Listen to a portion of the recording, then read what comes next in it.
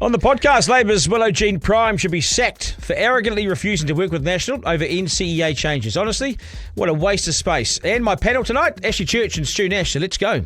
Are we paying these people to front up, or are we paying them to fly to Wellington to eat their lunch? Should you really lose your career for refusing to take part in a 90-minute lesson about Māori culture? This government doesn't actually have any idea how to get economic growth. Show us what you made of, Prime Minister.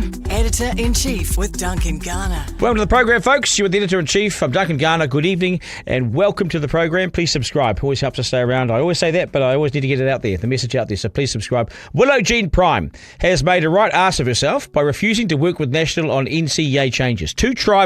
Far too tribal Labor, too unable to see past that, and too damn rude to send a reply at all. Stunning politics from Stanford, not only getting NCEA sorted, but she's tipped up her opponent from Labor at the same time, who refused to do the right thing. Make no mistake, Stanford tried everything and Prime did nothing. And also Hipkins as well, he's in here too.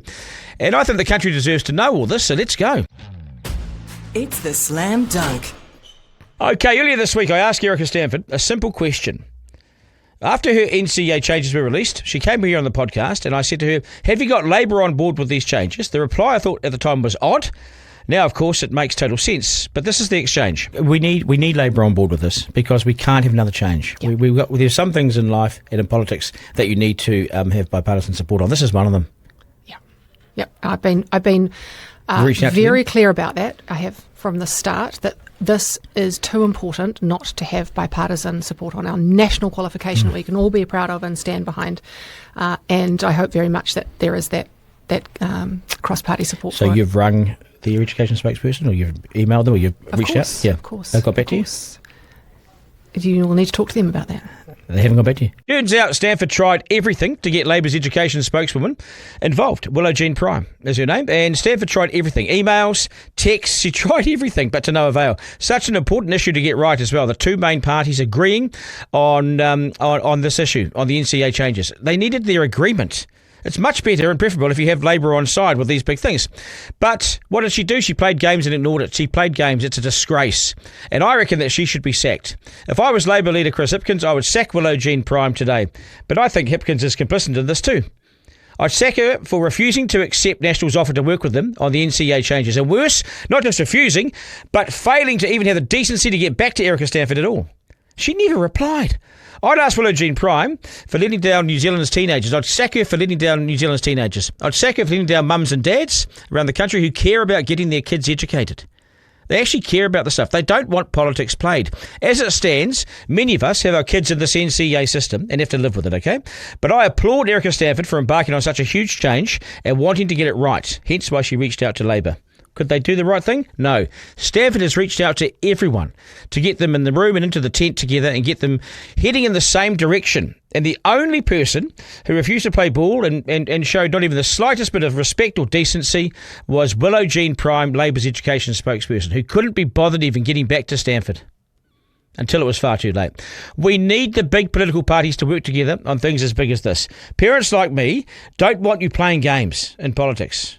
We want results. How can you not see that? You've read the room terribly, Labor. It's actually disturbing how out of touch you are and how your political tribe and colours mean so much more to you than getting it right for kids. I truly find Willow-Jean Prime now a waste of space. And if Hipkins had any decent backbone and principle, he'd kick it a touch today, but he's complicit too. In short, Prime, you're not up to it. She's not willing to put kids first, and she's outed herself as a highly political coward and not someone who has the interests of kids front and centre. Prime was offered months ago the chance to sit down with Education Minister Erica Stanford to understand where National was heading on NCEA changes, to give some feedback and give her ideas, and she was also offered access to all the experts that Stanford was using in case she needed questions answered or any kind of official help or advice. It was a more than generous offer, and it was a genuine offer from Stanford, who was reaching out to all the important sector players and people, bringing them into the tent so she could work with them in good faith for enduring change. It's a good thing, isn't it? It's too important to play games over, and we've got to get this right. So in many ways, she was being brought into the inner circle, and she would be trusted with all the highly sensitive cabinet papers and information. It's a huge offer from National. Huge offer. And they turned it down. They didn't even get back to her. Stanford's invitation went unanswered for months. I find it simply astonishing that a busy government minister who had reached out in genuine good faith, goodwill, offering Prime every chance to full access, to what was going on was so roundly ignored. And worse, I want to make it clear that Prime didn't even bother replying to say no thanks. She just totally ignored the invite. Then Stanford used her own phone to reach out to Prime, sending text messages to her, personal text messages reminding her the offer's on the table. Again, she got nothing back. Is this rude or what? Stanford then reached out to Leader Hipkins and tried that way. The next day, an advisor to Willow-Jean got back to Stanford saying, no thanks, we decline your offer. So Hipkins must have known that.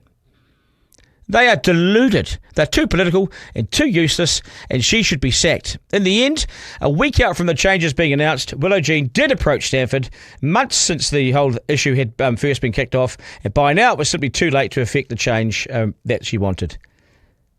It is astonishing. Prime had missed her chance, and now it's been exposed. I regard it as so unprofessional, and no one wins by playing such games. I think New Zealand parents will be deeply disappointed to what has become of this. It's not just constructive. It's deeply unconstructive, and it's hard to digest and accept, isn't it? We need people in Parliament that put the issue and the people first.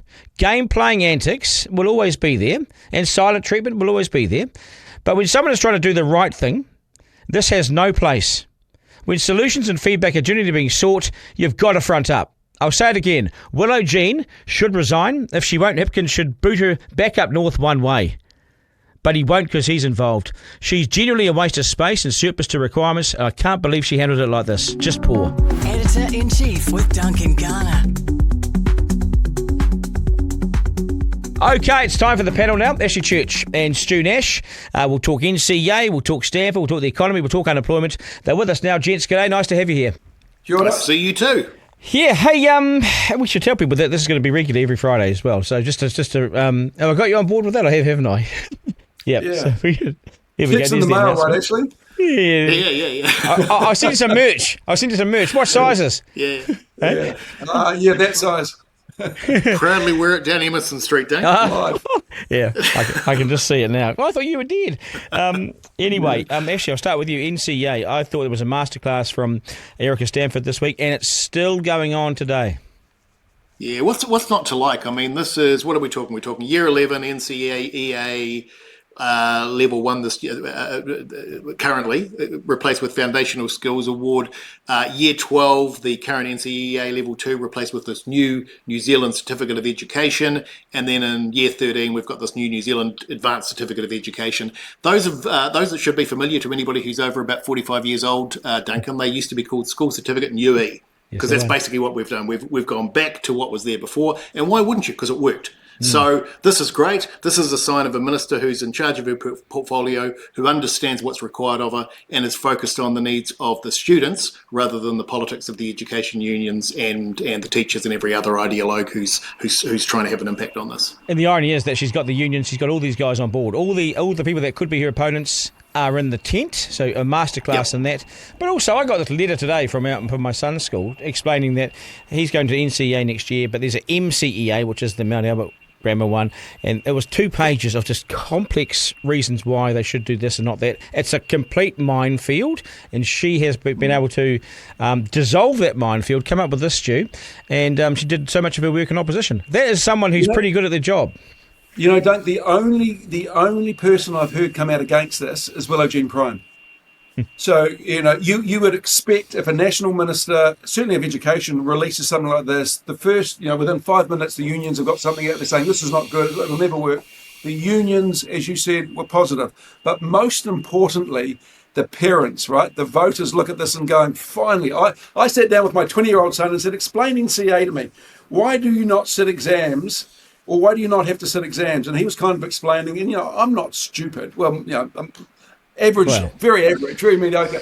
And bloody difficult. And as a parent of 4 kids, I want to know that they're going to come out with a qualification that's going to help them get a job or get into training or something. Exactly. If I don't understand NCEA, with all due respect to all the listeners out there, then, we've got problems. And like Ashley said, 5th form school C, 6th form UE. For you, Dunk, 2nd year 6 UE again.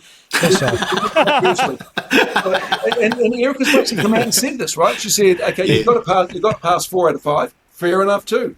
Let's prepare people for life. If you fail in school, you sit it again. If you fail in life, you don't get a second chance. Yeah. So the travesty of all this, and I think you said it last time we talked, Stu, is that this is the culmination of 20 to 25 years of basically experimenting with our kids. Yeah. So we've had a generation of kids who've gone through school who the system has failed because we haven't had something like this. It pisses me off. All my kids have been in that space. All four. All in that space. Yep. And so they can get to the end of the year and not sit the exams because they've already passed. They game it. And these kids are smart enough to game this. Oh, I'll do that and that, get the credits, and I know nothing, but I've passed. That's not a pass, is it? That's not setting up for life. Right? That's not life. And the thing is you got to when our kids are at school, you got to build resilience, because unfortunately no one wins lotto, right? If you want to get ahead, you got to work really hard, and every now and again you'll get a knockback. Well, you got to be able to have resilience enough to shake yourself off, move forward, get over that, and go on to the next challenge. If we've been told at school that don't worry about it, no one fails, it's all very good, how the hell does that set you up for the workforce, let alone life in general?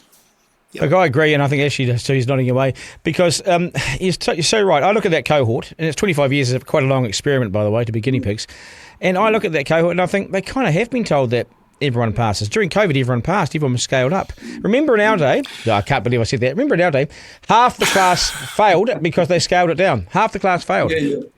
That's why I'm surprised that there's been such strong support from the teacher unions, because one of the reasons for this stuff, or at least the reason that I understood for this stuff over the last 20 or so years, was because the teachers themselves, through the unions, were captured by ideology that said everybody's equal. Everybody's got to be equal. You can't have anybody fail. So this stuff's in place because we've got to make sure that everybody gets through the system and nobody feels bad about themselves. So that's one of the reasons I'm surprised at the strong support that this thing's received over the last couple of years. But you know what she did, eh? She brought them into the office. She brought them into the office and said, "Please come with me on this." So when they go and do their first interview on the day, guess what they do?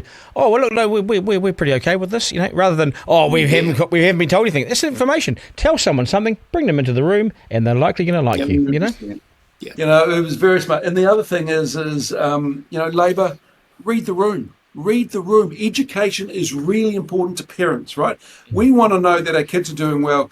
Most parents, and I know I'm generalising, but I think it's a fair comment. Most parents do not understand how NCEA works. You and I don't agree on this with kids. Most parents want to know their kids are going to end up with a qualification that sets them up. Erica's done that. Labor, read the bloody room. Get on board with this. But stand beside the minister, like he did with smacking. Stand beside the minister and say, hey, we're really keen to work with this. We think it's good.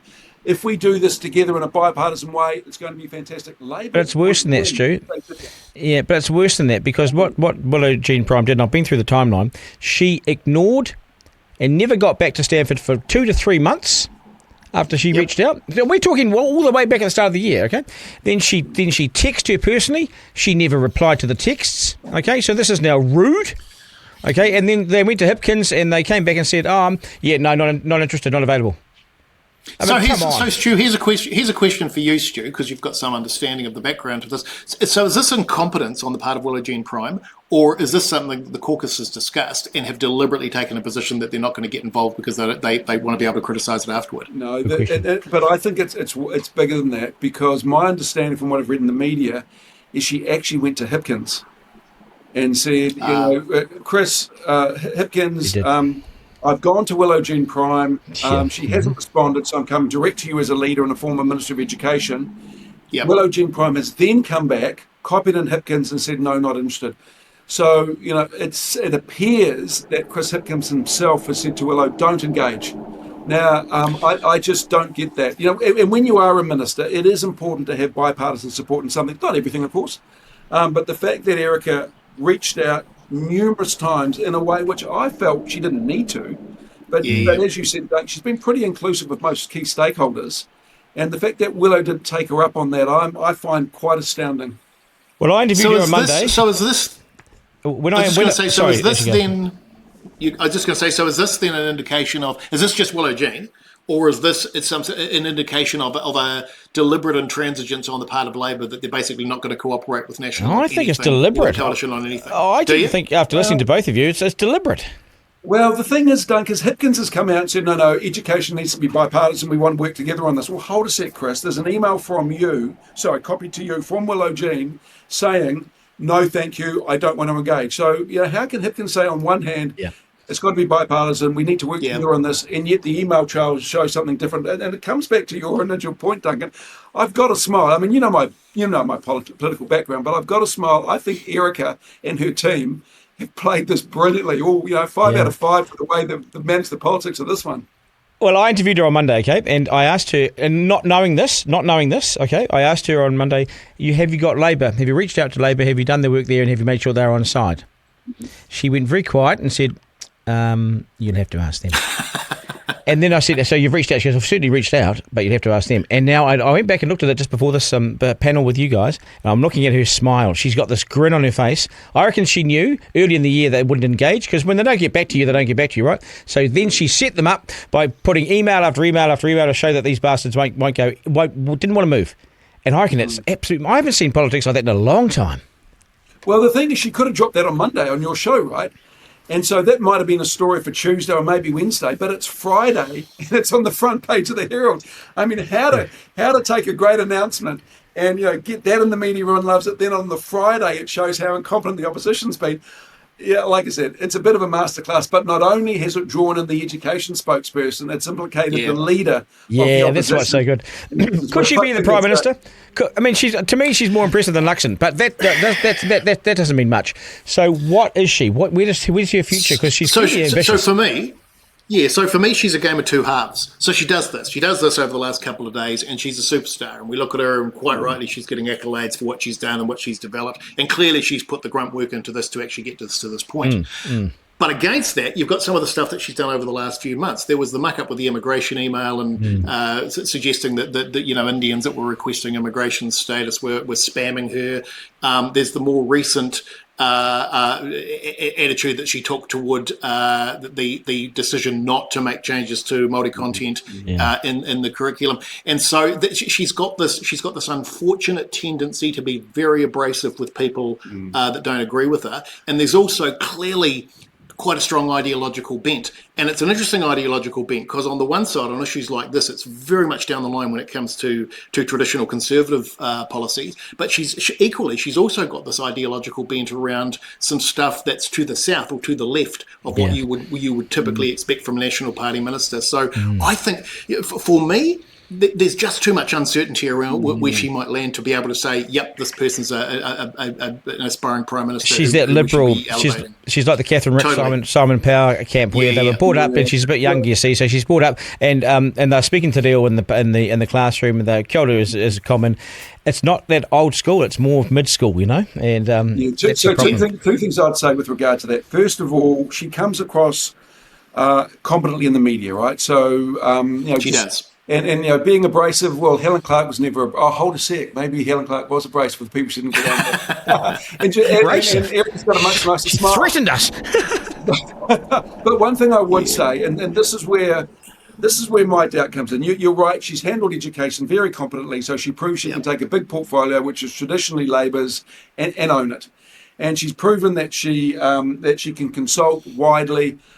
She would get the women's vote back, which National has pretty much tanked. Mind you, I don't know if Labor's got that and where that's gone, but I don't know who. Winston. But the thing I would say is you'll find that most Prime Ministers, and if not the Prime Minister, then certainly the Deputy, has a good understanding of how an economy works. And if you think of Helen Clark, she had Michael Cullen. John Key had Bill English. Now John knew how an economy worked, but Bill was the finance minister. Jacinda didn't have a business background, but she had Grant.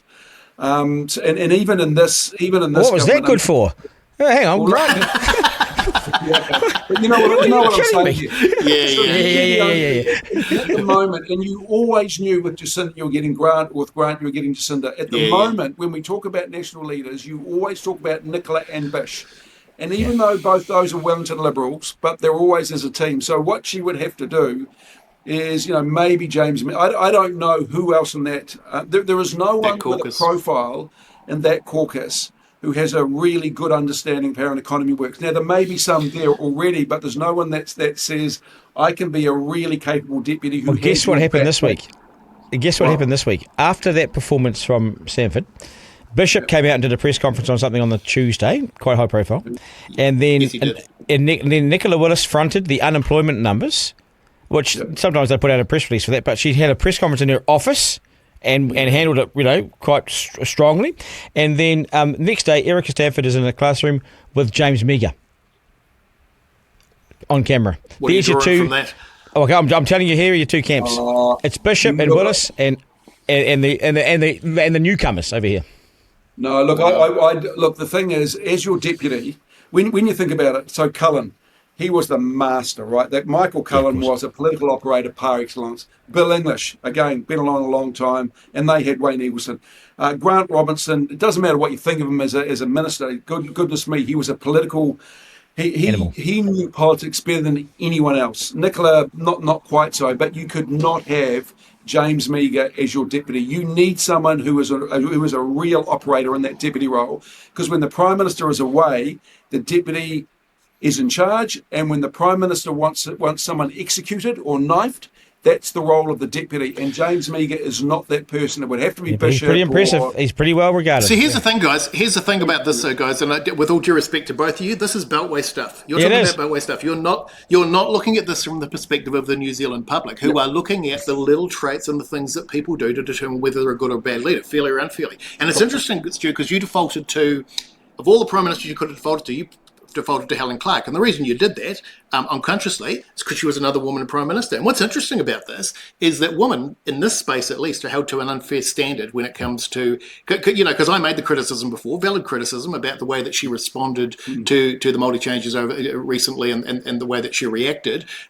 We probably wouldn't have reacted nearly so strongly if that was Winston Peters or John Key or somebody else. The fact that it's her, the B word comes out. And it's not me using it against her, it's women. It's a woman looking at that and saying she's too abrasive, I don't want her as a leader, I'm looking for somebody else. So while I agree with everything you're saying, I suspect that it's that little nuanced stuff that will hold her back from ultimately being in that role. Things that Willis isn't tripping up on. But the bottom line is she would do better than Chris Luxon if there was an election today. That's probably true. It's probably but then again, true. so would James Meagher. Yeah, well, that's interesting because no one knows who he is. So let's look at that. Let's push on to that. Willis held a press conference this week reacting to those unemployment numbers. So unemployment's gone up a bit. Auckland at 6.1%, which is quite concerning. 6.1% in a big city. There's unemployed people here now, and you can see it, you can feel it. You actually get the feel of it in Auckland now. And so she holds a press conference, blames Labor about 18 times.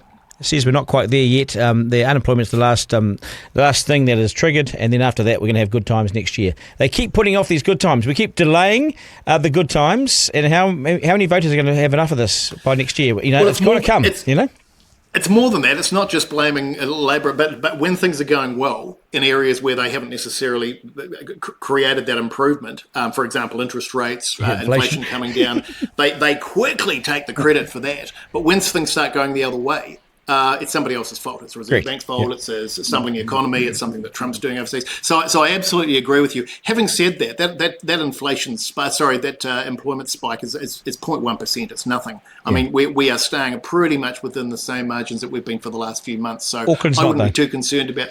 Well, no, it's not, but there's some specific reasons for that. So I'm feeling reasonably optimistic, and I think this mantra that it's going to get better in 2026, and I know, guys, that was the mantra for 2025 as well. But I think there are more reasons to be positive now than there were this time of year. But let's go back to But let's go back to the original premise. So you've had Erica Stanford, who's a masterclass in economic announcement the last week. Chris Bishop released the policy, and when asked what's the timelines, we haven't got any timelines yet because we're just waiting to see. You release a policy with no timelines. Politics 101, have a timeline, tell people what's going to happen. You got Nicola going, your glass half empty because unemployment's 0.1% lower than you thought it would. Nicola is tainted with Chris Luxon, who, remember, stood on a platform and said, hey, trust me, I've run in New Zealand, I know how to run an economy. Not going so well. So, Erica, if you had to take those three this week, Erica would be 9 out of 10. I think Chris 5 out of 10 because just no timeline, no real plan, but he's sort of floating an idea, but as a press release. And then Nicola telling everyone off because, you got it wrong because it's 0.1. I'd give her 4. So Erica takes the gold in this one. But having said that, we know how politics work, Duncan and Ashley. If Erica didn't have a target on her back before this week, Well, she's got one now. She's got Well, one. it's actually huge. I mean, I've talked to a few Nats since Monday, and don't underestimate how big that target is. Because remember, there was a National Party conference in Christchurch. Why didn't they release the NCEA stuff there? Because they blocked her, and they said go and do it on the Monday away from us. And so she does it on the Monday, gets all that clear air, and it backfires on National. You know what I mean? Yeah. Well, look, I don't know. Yeah, look, you could be right. You know what would be interesting to know? So as a minister, you release something, right? If it goes well, you wonder how many of your caucus colleagues and your ministerial colleagues text you and go, well done, that was a fantastic announcement. Yeah. Congratulations. Do they? Well, this is the thing, right? If it goes really, really well, they don't. If it turns to shit, then they don't either. They just, oh, bad luck, mate. That was a bit shit, but that's okay, as they smile behind your back. I would love to be a fly on the wall in that caucus next Tuesday to see if they got a whole lot of bouquets or they just never mention it because, she's done really, really well. In fact, she's taken cost of living off the agenda for at least a week. But why didn't she do it at the conference? They've got this regional conference in Christchurch. You've got captured Sunday afternoon audience, Sunday night, and they didn't. This is court. Finally, National Party looks like it's got a solution for something. No, they didn't do it. Because they had a really important announcement of changing the Conservation Act so they could charge tourists to go somewhere. Who are these chumps? Bishop made some reasonably big announcements earlier this week too. I assume that there's some sort of process that they follow in terms of the timing of these things, so that may well also have had an impact. But again, Beltway guys, the public don't care whether it's coming for whether it's a Friday or a Thursday or a Wednesday announcement or whether it comes for a conference. All they say is that that's the headline for the day. So I suspect this has been deliberate. Whether it's you're reading nefarious motives into it, the two of you, as if somehow there's some skullduggery going on around leadership. And maybe you're right. I'm not entirely sure. All I know is, as somebody who hasn't been inside that structure, I'm looking at this and I'm saying this is a masterstroke. Yeah. I'm not particularly conscious that there's anything else going on the side. I certainly recognise that there are some leadership aspirations playing out here. Whether I would read it as nefariously as you two, time will tell. Okay, so this is not Beltway. National's been in office for almost 2 years. Okay. Yep. There are 500,000 New Zealanders getting food parcels every week to survive. Unemployment's gone up from 4.6 to 6.1% in Auckland, which is where the commerce capital is. It's where the heart of the place is. And there are more homeless now than potentially in our entire history. So, how's it going for National? That's not Beltway, is it? That's rugged and that's tough. And that's after almost 2 years in office. They're not looking that good at all. If you want to change the narrative, they're looking terrible. Completely, and they would have been expecting. You can read the script. They would have been expecting that at this point in the cycle that the economy would have turned, that would have been an economic boom, or at least the beginnings of one would have started right now. They wouldn't have anticipated Trump. Nobody would have, and they will be looking at the current situation and the fact that we're just over a year out from an election and starting to be concerned about the fact that some of those stats that you've quoted are as bad as they are. So 31% in the polls, 31. National and Labour, 31 each. That's low, man. So what are you hearing? And I completely agree with your analysis there, Ashley. But what I'm not seeing is Labour on 40 and National on 31. No. So where are people going? Because what we do know is when the Nats are really unhappy with their party, they don't vote Labour. They just don't vote. And in 2002, when Bill English was the leader and they hit their record low, in terms of the voting numbers, it went Labour, the enrolled non-vote, and then National. So the enrolled non-vote in 2002 was massive. So the real question is, are people switching to Labour? Are they switching to the Greens, New Zealand First Act? Or are they just saying, you know what, I might sit this election out. I really don't like this government, but I just can't give my vote to anyone else. I haven't got a feel for what's happening. I think the minor parties. I think the minor parties have picked up. I think the minor parties have picked up and sitting at about 40% of the vote. So you got 60 over there and 40 there. Now that's significant. And Winston's on almost 10%. And now he's never on 10%. He's usually about 4 at this time. So at 10%, he goes to 15. Yep. I think we talked about this last time too. If you look at what's happening, and the Roy Morgan came out recently, we've had the Taxpayers Union poll within margins of error. Essentially, what appears to be happening is that we're not losing right wing support to the left or left wing support to the right. We've essentially got supporters moving around within the coalition bloc. So you're absolutely right, Duncan. If you look at what's happening with the coalition bloc at the moment, it's abandoning National to a small degree. Actually, they're actually reasonably stable, but it's going to New Zealand First. It's going to ACT. It's going to the other partners of the coalition, rather than carving off and going elsewhere, which partly answers the question that Stu answered, which is where is that support going? But I've talked to David Farr about this, because how they do polling, and it doesn't matter what poll it is, but how they do polling is they ask you a question: if there's an election held tomorrow, who would you vote for? And so you say Labor, Nash, or whatever. I think if they ask the question, I said this to David, if you ask the question, if there was an election tomorrow and the choice was Labor, Greens and Te Pāti Maori, or National Act in New Zealand First, who would you vote for? Different answer. And people would have to think, and they'd go, shiver, so that means that Chloe and that Bussy boy are in cabinet and the Maoris might be in cabinet. Oh, wow. This is why Luxon won't be rolled, because they will win. Scaremonger. Yeah. But I don't the three-headed monster. I don't know why every second answer that Luxon and all those cabinet ministers don't give is, but if you, but if you don't, people will work that out. People will work that out for themselves over the next 12 months, Stu. Yeah. People will work that out for themselves over the next but you've got to give a nudge. closer to an election. Yeah, but they're not thinking that way at the moment. So when I look at the polls and I go, when Mickey Sherman jumps up on TV1 and screams like a banshee, oh my God, there could be a change of government's election tomorrow. I don't think that represents the reality. And actually, you and I live in the regions. What I see in the polls, certainly in the TV1, does not represent the reality that I'm hearing on the ground. I agree. I agree with you too. Agree. No, I'm with you too. Agree. I reckon that the next election, especially if you've got weak leaders of the main parties, which I think we probably have, then you get some real strength in those minor parties, especially after the first term. You watch New Zealand First. I wouldn't be surprised if they're double digits, So what party is that, Doug? New Zealand First, your party. So, you talk about Erica being Prime Minister. The question is, so Luxon sees this through, and I think he'll do a Jacinda or a John. He does one more year as PM or 18 months in PM, and he stands down in 2027, and then the battle is on. Is it Nicola? Is it Erica? Is it Bishop? Is it Simeon? Is it, pick a thing.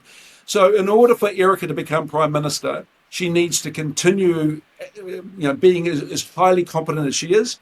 In terms of Nicola to be Prime Minister, Nicola has to divorce herself from Luxon's brand. And she has to have the economy really steaming in a way that isn't at the moment. The Bishop, I think Bishop's an able deputy. I don't know for whom, though. So here's an issue we haven't discussed, and you've just highlighted. So we're all talking about who would be an able deputy for each of these various pairings, and who could present themselves as being the most competent grouping. We're all forgetting about the Seymour and the Peters factor, because going into the next term, assuming that it's the same coalition, it's not going to be Bishop, it's not going to be whoever we're talking about as more, it's going to be Peters or somebody else. It's going to be Peters or it's going to be Seymour. So the real question is, in respect of Nicola Willison and in respect of Erica Sanford, is which of them can work with Peters. Which of them can work with Peters? Which of them's got a relationship, and which can actually work that relationship in a way that's going to be good for the country? They both can, because they both have to, because you simply have to. I mean, you have to, because the public expects you to, and there's no other way. I was going to say, just in terms of just get away from the Beltway a bit, and I went to an auction this week. Because I've been homeless for a little while, because you get divorced, you sell your house, or you try and keep it, but you sell it, and then you go and get another one. So I've been in the market, and I went to just north of Auckland to an auction. And I walked into the auction, and there were 3 people at the front, another couple are back here, another few over there, and I thought, I've got some competition. And then it went on the market, and it didn't go on the market because there were no bidders. And then I saw these people at the front and behind me leave and go back to the office of this real estate agency. They were staff members trying to fill the seats up, and I realised it was just me. So I got stuck in a room for 4 hours negotiating with this guy, and we're still back and forward. It'll probably come to a head in the next couple of hours. But this is a really attractive property in a nice part of the country, and there's no one around. And I expected competition. I expected there to be someone of similar ages, but maybe they're in Australia. Where is the money and where are the people? Because, actually, this is your game. It's frozen. It is, and it's interesting you should ask that question, because, we've talked over many years about this stuff, Duncan, and there's a cycle to this stuff, or there traditionally has been, which is reasonably predictable.